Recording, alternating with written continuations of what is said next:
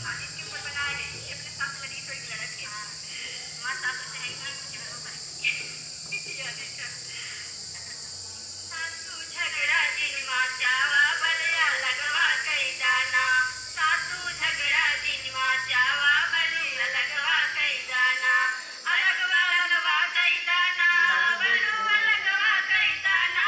सासू झगड़ा नमा चावा बलुआ लगवा कई दाना। सासू झगड़ा नमा चावा बलुआ लगवा कई दाना। ना हमके लोटा दिया, ना हमके तू छड़िया।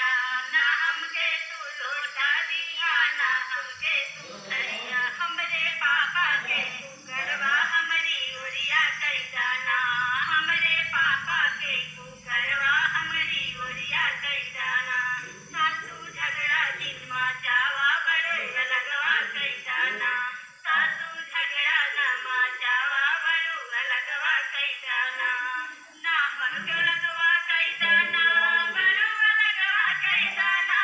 सासू झगड़ा नमा चावा बलुआ लगवा कई दाना।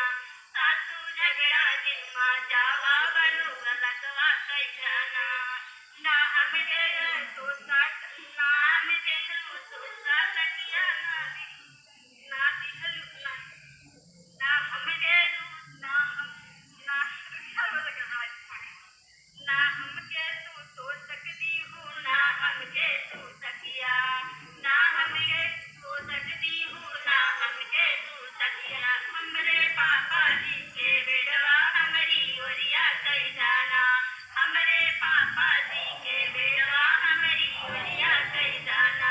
हमरी ओरिया कई दाना, हमरी ओरिया कई दाना।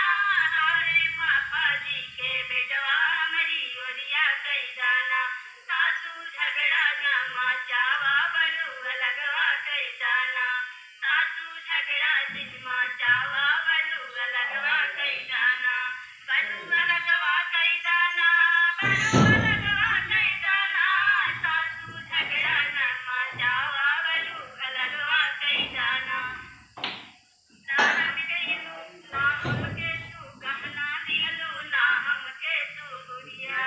ना हमके तू गहना दिहलू, ना हमके तू गुड़िया। हमरे पापा के दामदवा हमरी ओरिया कई दाना।